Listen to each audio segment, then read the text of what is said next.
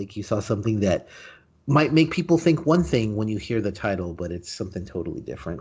I did. So La Llorona. If you're familiar with it's a Mexican folklore, is that right, Danny? Ye- Specifically from Mexico.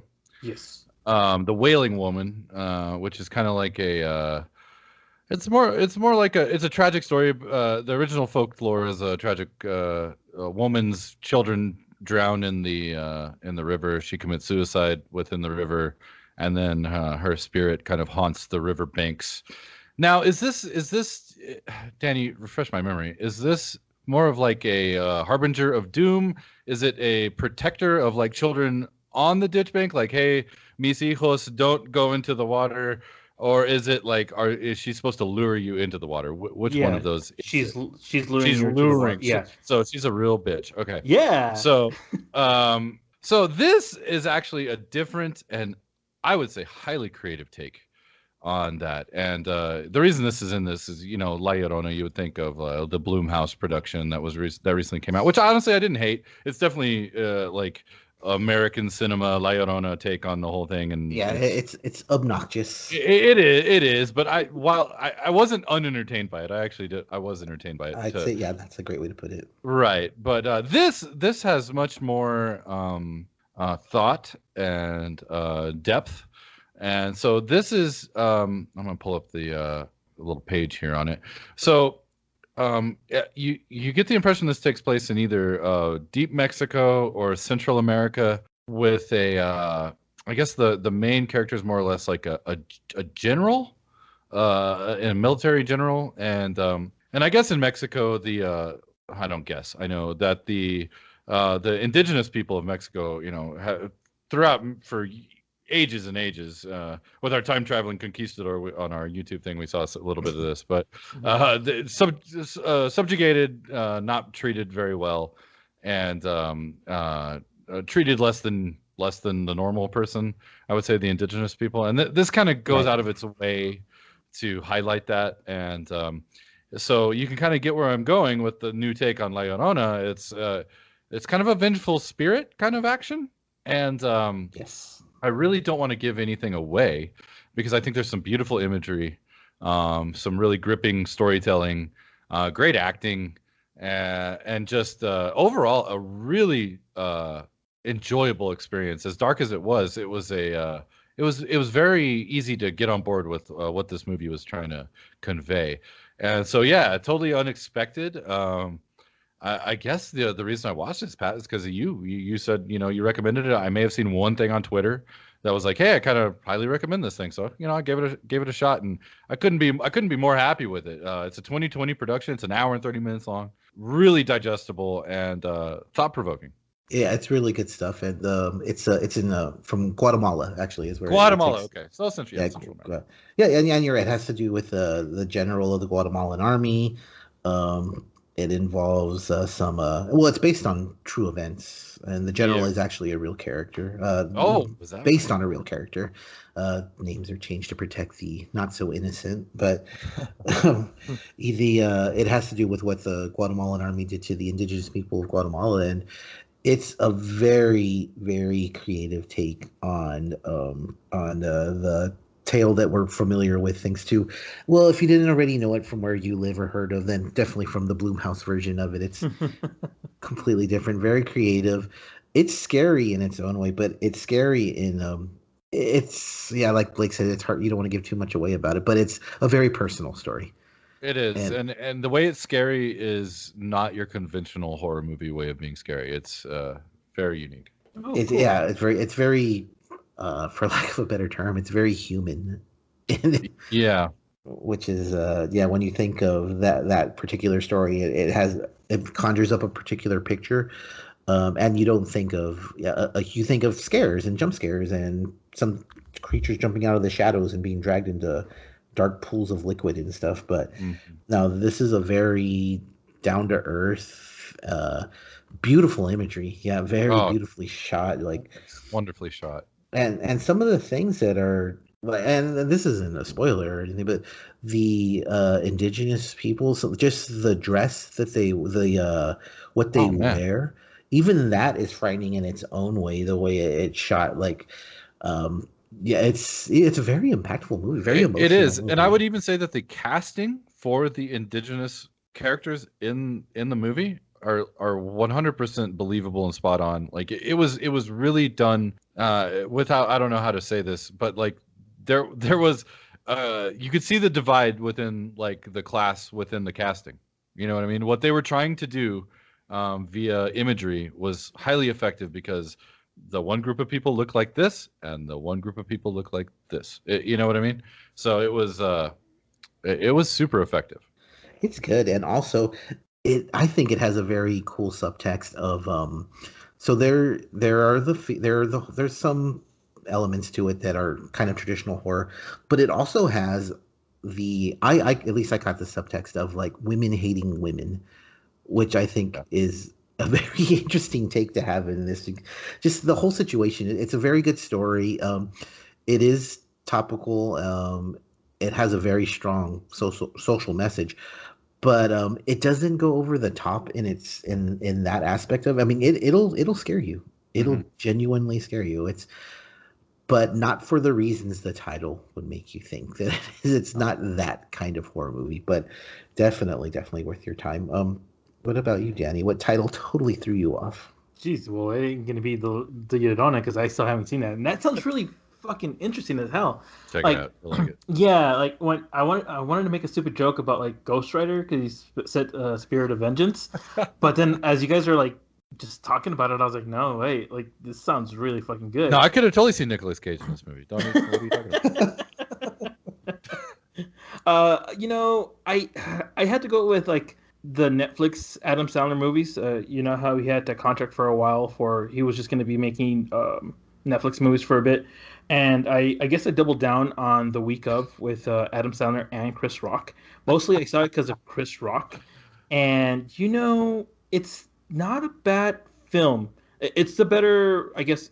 And I want to say this because not seeing. I think I only saw parts of the Ridiculous Six, but this is the week of. It's about two fathers with completely different personalities.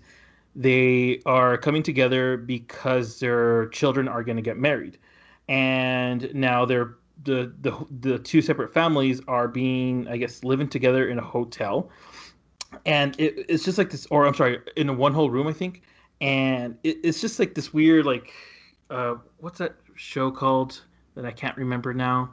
The Odd Couple type of stuff, and it's not. I'm not saying it's like the greatest movie out there, but it's the best of the Netflix films, and I was thoroughly surprised with it.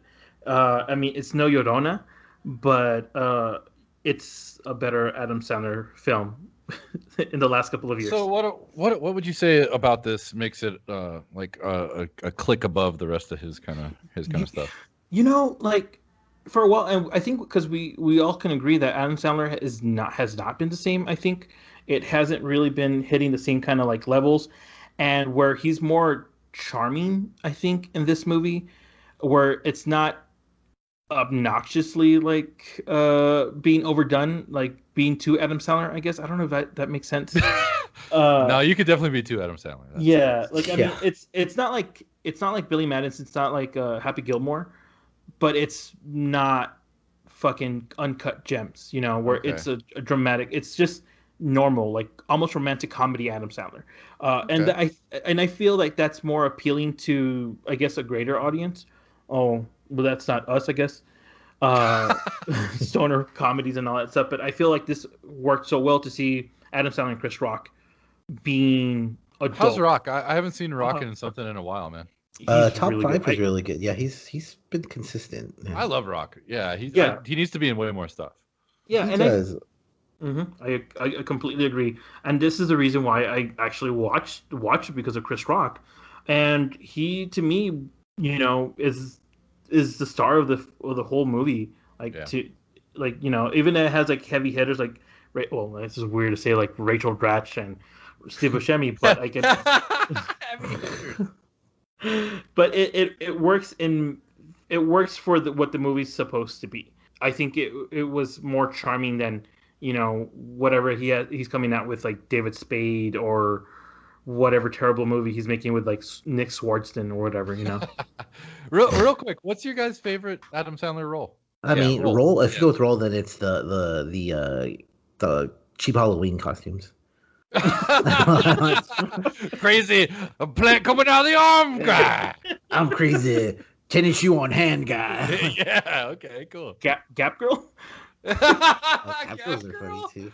Oh. I mean, going movies. I No, would say movies. Happy Gilmore. I mean, that's Happy Gilmore is amazing. Yeah. Danny. Wedding Singer. Yeah, I'm with you. Wedding Singer. I think he's his most charming. Yeah. That's before he's obnoxious. So Yeah. I saw two movies that are in the same vein, but they completely fooled me. Uncle Peckerhead, I talked about this. It's a horror comedy, so you immediately know you're gonna get like the corny jokes and crazy gore and splatter and very little plot and character development, but it'll probably be really, really fun. And it does have the corny jokes, and it does have a lot of it's very gory, but it's at its heart, it's a story about friends and friendship and the idea of how much you would give up to be a success in life, like morality, which is really, really, it's actually very well done in this movie, but it's absolutely not what you would expect from a movie called Uncle Peckerhead. And then I saw another horror comedy called Gutterballs, and this is my God, you've the seen old it? one From 88 maybe, or maybe early 90s. I think it's in the 90s. It's there. Let me put it this way: there is a bowling pin rape scene. Yes, that one. Okay, So that movie, like, it's called Gutterballs. It's about these groups of high school students that are gonna have a bowling party at night or something like that. So you're thinking like, okay, like, there's gonna be a crazy killer, and there's gonna be these awesome creative deaths, and it's gonna be super cool. And well, I mean, Blake pretty much said it. Like, within the first, I don't know, 10 minutes, there's just a disgusting and incredibly long rape scene that's completely played for, to me, it was played for laughs. Like, it's a violent scene, but the guys are joking around, but at the same time, they're saying really shitty things. And yeah, it ends with a bowling. It's done without tact. It's done without tact. It's glamorized. Yeah, they completely eroticize rape in this movie. Ryan Nicholson, that's the writer and director. That guy can go fucking take a long walk off a short pier. Fuck that guy. Horrible. And I'm thinking, okay, Gutterball, stupid name.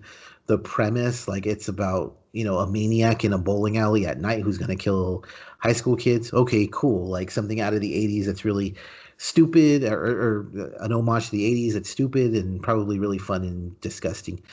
And it really, really quickly, it turns you off fast. And there's no way you can redeem it at all. But it doesn't try either. I don't know if it gets worse, but I mean, there's actually another rape scene in it. The dude gets sodomized. There's nothing. What the fuck? This sounds like. Well, let me ask you, how did you come around to watching this? I got a screener for it. I got the DVD. Yeah. Good. Well, I requested it. Okay. I requested it because I saw like it was. It said horror comedy set in a group of teens in a bowling alley, and they're trapped with a maniac. Is essentially what it said. So I was like, okay, cool. Like, this won't be the greatest thing that I've ever seen in my life, but I'm sure it'll be a lot of fun.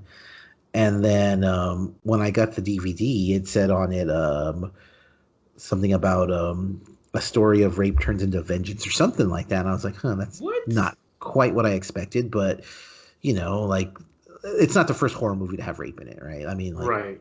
Like I Spit on Your Grave and Last House on the Left. I've seen those movies and stuff. So I mean, how much worse can it be? You think, right?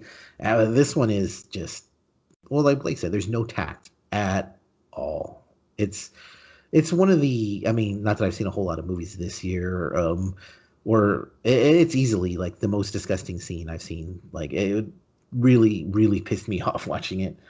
I've seen really shitty movies and I see stuff that's really boring, but I never get pissed when I'm watching a movie. But yeah, this one was just like, and it's one of those that totally fooled me. Like, I thought it was going to be this stupid horror comedy because they're a dime a dozen, and this is just. It could have been, but. Yeah, it's cool setup. And the killer he's a funny, or they're funny, and I mean, there's some creative kills in it, but you just can't get caught up in it like at all. Like the rape scene just, I mean, it's immediate. It takes forever. They sensationalize it, and that's it. Like there's no coming back for me. It's just burned into your brain. But So I'm sure like Pablo would want to see this. I don't know. I didn't know he was into that kind of stuff. But What was the movie that he wanted to make us watch? Was it Meters? Matriarch or whatever? oh, Oh, Martyrs? Martyrs. Oh, Yeah. Martyrs, yeah. Martyrs is a good movie though. Yeah, so Martyrs, while it's excruciating to watch, it actually is a good movie. This movie is excruciating to watch, and it is a terrible movie. Yeah, it's trash. It's trash. Okay. Martyrs is a no. I haven't seen the American remake, so I can't. No, speak I haven't to either, that. and I won't. But No, I won't either. But the original, the French, it's very good, and it's a very cool. And actually, you know what? That kind of fits into our not so much the title doesn't like the title could mean anything really, but the actual premise of it totally. It starts off with these two women who they're breaking into a house, and they're both orphans, if I remember correctly. yeah, And one of them, I think they're trying to get revenge. One of them is trying to get revenge on their parents or something like that. And then it pretty much turns who you think is the main character ends up not being the main character, and then the story just goes off into this crazy well, direction. they're there to like rob the house, basically. Yeah, yeah. Yeah. It's no, that's actually a very very good movie. I would suggest it actually. I would definitely be prepared. Yeah, not for the faint of heart. It's a very good movie, but it's a very disturbing movie. Yeah, Gutterballs is not. It's not. It tried to be clever, and like the thing that made me mad, Pat, is that it's like how fucking clever they thought they were. Right? Like, Oh yeah, you could tell they thought they were. Oh, we're fucking hilarious and we're edgy. Fuck edgy. you. Yeah, Fuck exactly. you with that movie. Fuck that. Whereas Martyrs was kind of in that French Art house. I mean, it's still artsy. yeah, with when like what Inside came out, and I think Irreversible came out around that same time. Like all those like extreme horror movies came out. Right. This one, yeah, you're right. Just trying to be edgy. Like we're gonna push it to limits that people are too afraid to go. It's like it's not people aren't too afraid to go there. It's just there's no merit in going there. Yeah, It's not very tasteful. Yeah, no one wants to go there. That's that's what it is. Like anybody can do it, obviously, because you did it and you suck.